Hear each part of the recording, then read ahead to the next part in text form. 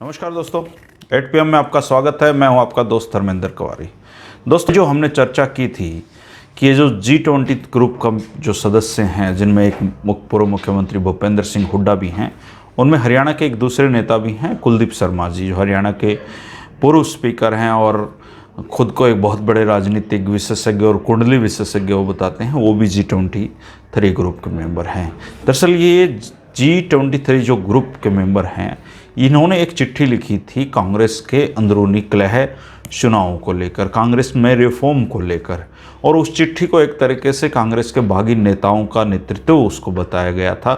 और सबसे पहले आइए जान लेते हैं कि उसमें जो नेता थे वो कौन कौन थे।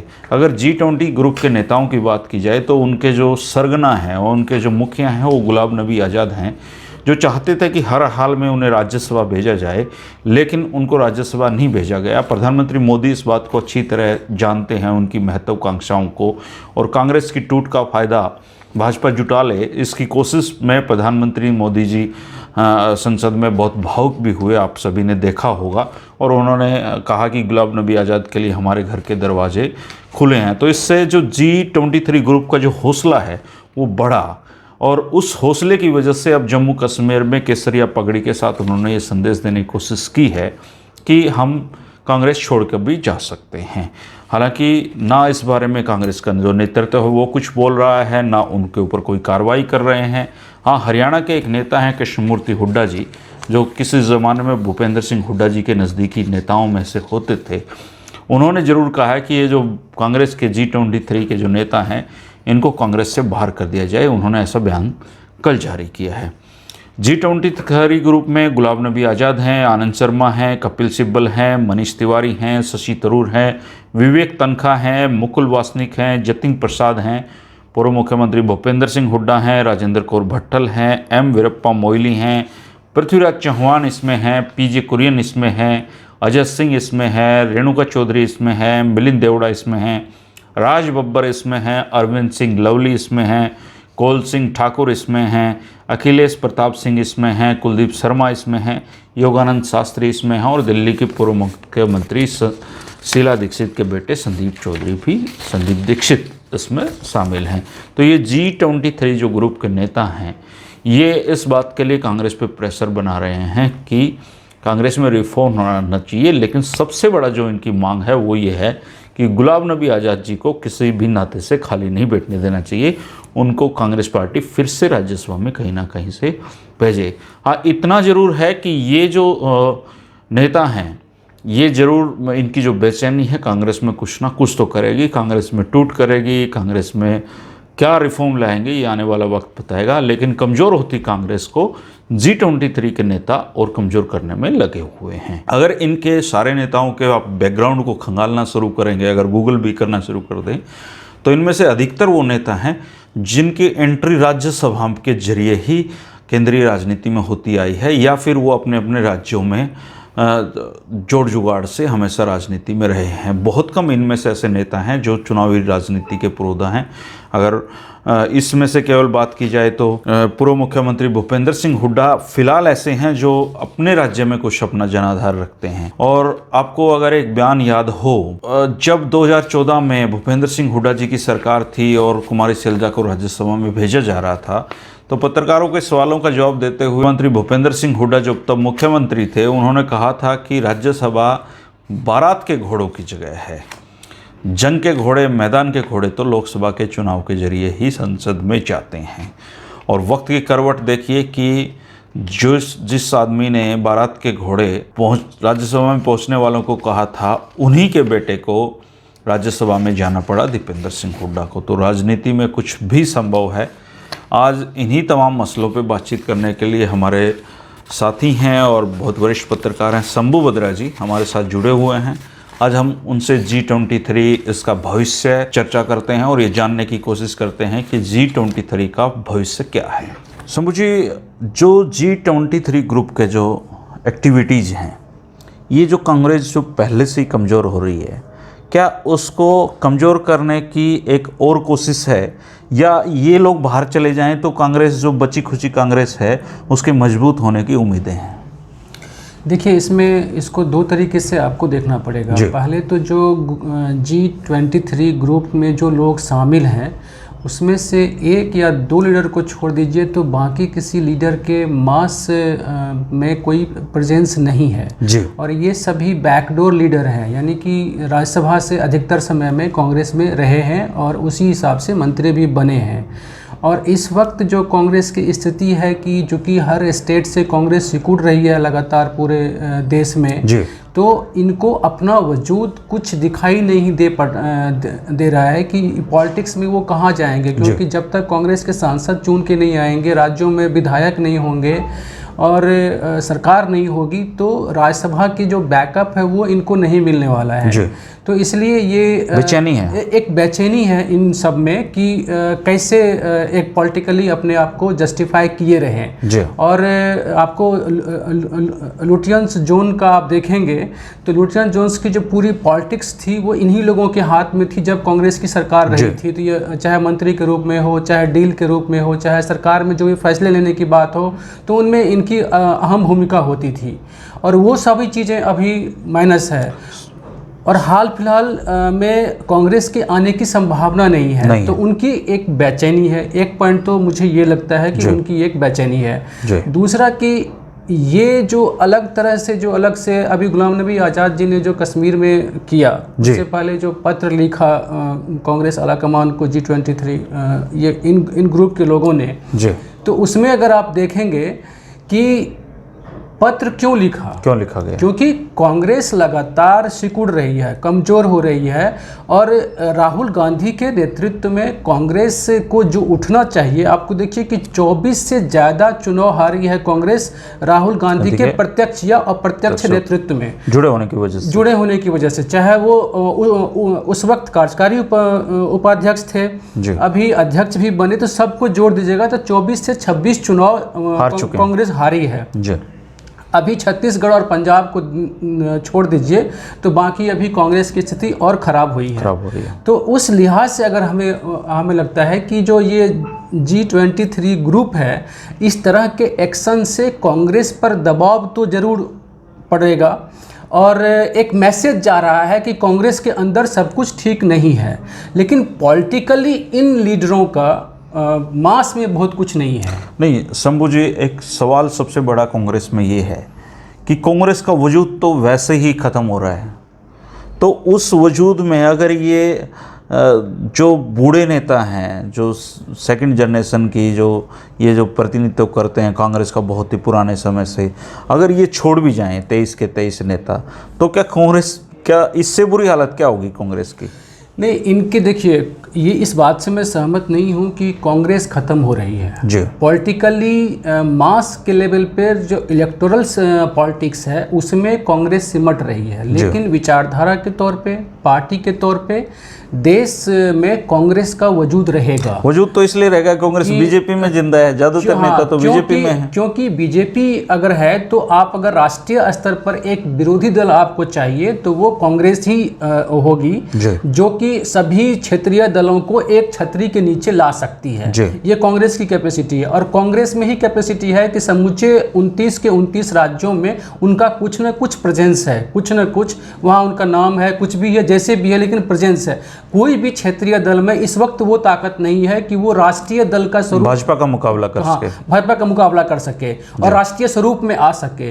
तो राष्ट्रीय छतरी के लिए कांग्रेस चाहिए होगी और उसके अंदर में जो भाजपा के अगेंस्ट जो दल है वो सब यहाँ आकर के एक ठिकाना कभी ना कभी हो सकता है। और इसमें कांग्रेस को सोचना होगा कि कांग्रेस की लीडरशिप है कि उसको कैसे कैटर करती है, उनको कैसे अपनी तरफ खींच के लाते हैं, क्या नया एजेंडा लेके आते हैं। कांग्रेस के साथ बड़ी प्रॉब्लम ये हो रही है इस वक्त कि बीजेपी के मुद्दों को काउंटर नहीं कर पा रही है। बीजेपी के पास अभी अगर आप 2014 से देखेंगे तो 2021 तक में 7 साल में कम से कम 60 से 80 ऐसी घोषणाएं हैं बीजेपी ने की है जो कि धरातल पे कुछ नहीं है। और कांग्रेस अगर काम करे ढंग से तो इन सभी लेकिन कांग्रेस तो शंभू जी काम कर रही है कि गुलाम नबी आज़ाद को राज्यसभा में भेजो। उनकी सबसे बड़ी जो मांग है वो ये है कि गुलाम नबी आज़ाद को फिर से राज्यसभा में भेजो। उनका जो आप जिन मुद्दों के ऊपर बातचीत कर रहे हो उन पे तो कांग्रेस के लीडर्स का ध्यान ही नहीं है, किसी का ध्यान नहीं है। यही तो एक चिंता की बात है कि जो भी उनके कांग्रेस के जो सेकेंड हैंड लीडर्स हैं, चाहे गुलाम नबी आज़ाद हैं या कपिल सिब्बल है, जैसे वो नेतृत्व पे अटैक करते हैं, तो क्या कभी उन्होंने एजेंडा दिया है कि बीजेपी से आप कैसे काउंटर करेंगे? क्या उन्होंने कोई प्लान दिया है कि 5 साल में कांग्रेस कहाँ होगी? आप देखिए कि बीजेपी से भी ये सीख नहीं रहे हैं कि बीजेपी एक प्लान नहीं सीख रहे हैं, ये गंगा में डुबकी लगा रहे हैं, नहीं, काफी कुछ सीख रहे हैं उनसे। वो एक अलग तरह का चीज़ है। लेकिन जैसे बंगाल में देखिए कि बीजेपी 4 महीने पहले से वहाँ प्लान बना के गई है। बंगाल में तो ये है भी नहीं कहीं ताकि नहीं कांग्रेस नहीं है, लेकिन सीपीआई और कांग्रेस में अगर तालमेल की बात बनती है तो ममता बनाम बीजेपी लड़ाई बीजेपी तैयार हो गई करने में, लेकिन कांग्रेस अपने पीछे रह गई। वहाँ अगर तैयारी करती कि फिर ममता बनाम कांग्रेस या ममता बनाम सीपीआई, तो बीजेपी हासिल पे चली जाती। तो इन्होंने ये कोई नीति अपनाई नहीं, वहाँ कुछ किया नहीं, उस तरह से ग्राउंड पे काम ही नहीं किया। जब चुनाव घोषणा हो जाएगी खड़े कर देंगे और चले जाएंगे। उससे तो अभी बीजेपी ने सबको ये तो सिखाई दिया है कि चुनाव कैसे जीते जाते हैं, चुनाव कैसे लड़ना चाहिए, तैयारी कैसे करनी चाहिए। तो ये पार्टी और कोई सीख नहीं रहे हैं। मजेदार बात यह है कि कांग्रेस हो चाहे विपक्ष के दूसरे दल हो, उनको एजेंडा भी बीजेपी ही दे पा रही है कि आप क्या बोलोगे, किस पर रिएक्ट करोगे, कैसे एक्शन करोगे। तो ये शर्मनाक, मतलब एक लोकतंत्र के लिए विपक्ष के लिए अच्छी स्थिति तो नहीं है। जबकि आप सरकार को घेरने के लिए 50 पॉइंट हैं। आप बुलेट ट्रेन पे क्यों नहीं सरकार को घेर रहे हो? स्मार्ट इंडिया पे क्यों नहीं सरकार को घेर रहे हो? स्मार्ट विलेज पे क्यों नहीं? दे के 2 ही नेताओं के बयान दिखते हैं इनमें, रणदीप सिंह सुरजेवाला हैं और राहुल गांधी हैं। बस 50 के आज मान लीजिए कांग्रेस के सारे जो स्टेट में लीडर हैं उन सभी को हर राजधानी में आप बैठा दीजिए, एक दिन में सारे प्रेस कॉन्फ्रेंस करिए, सरकार के खाली दिवस ही तय कर लेना, किस दिन जनधन घोषणा करी थी उस दिन को आप जनधन पे घेरो, तैयारी करो, आंकड़े के साथ आओ। लेकिन ऐसा कुछ करते नहीं, ऐसा आप कर नहीं रहे हैं। तो कहाँ से? तो ये जो G23 की बात की है आपने, उसमें हुड्डा छोड़ के, भूपेंद्र सिंह हुड्डा को छोड़ करके बाकी किसी लीडर का कोई जमीनी चलिए अब हुड्डा जी की अगर बात की जाए, आपको 2014 का बयान याद होगा जब कुमारी सैलजा को राज्यसभा में भेजा गया था, तब मुख्यमंत्री थे भूपेंद्र सिंह हुड्डा। उनसे जब जर्नलिस्ट ने सवाल किया तो उन्होंने कहा था कि जो राज्यसभा है वो बारात के घोड़ों की जगह है और जो लोकसभा है वो जंगी घोड़ों की जगह है। वक्त का फेर कि उनके बेटे को उन्होंने राज्यसभा में भिजवाया और अब गुलाम नबी आज़ाद जो उनकी राजनीति के एक तरीके से गुरु और खैरख्वाह हैं, उनको वो राज्यसभा में भिजवाने की कोशिश कर रहे हैं।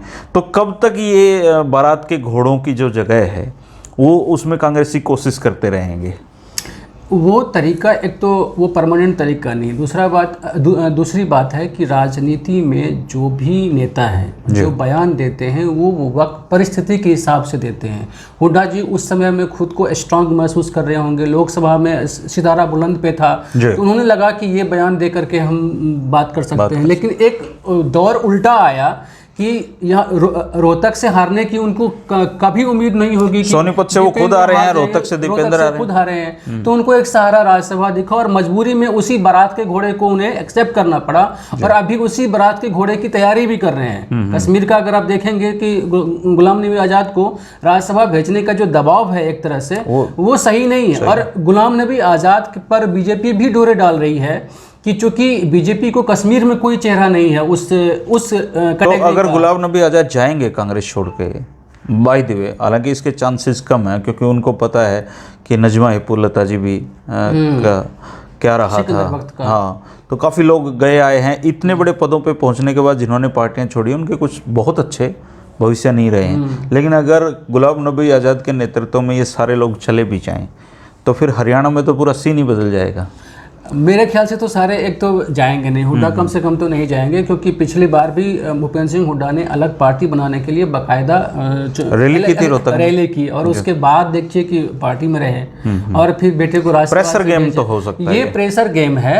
और अलग होकर के कांग्रेस से अलग होकर किसी भी दल का कोई खास वजूद नहीं रहा है। अगर शरद पवार को छोड़ दीजिए तो बाकी किसी भी लीडर ने कोई करिश्मा नहीं। अभी तो खैर बीजेपी के सामने किसी का भविष्य नहीं दिखाई दे रहा, किसी का भविष्य नहीं, क्योंकि जहां जो लड़ रहा है वही हार रहा है। तो इस वक्त ये केवल प्रेशर टैक्टिस है ग्रुप तेज की कि आला कमान पे हम प्रेशर बना सकें, अपना वजूद दिखा सके, बाकी कुछ नहीं है। और इसके रहने या नहीं रहने से कांग्रेस पे बहुत फर्क नहीं पड़ने वाला है। अच्छा, तो ज़्यादा फर्क नहीं पड़ेगा? नहीं, क्योंकि पार्टी जो है हमेशा पार्टी एक लाइन से काम करती है, एक विचार से काम करती है।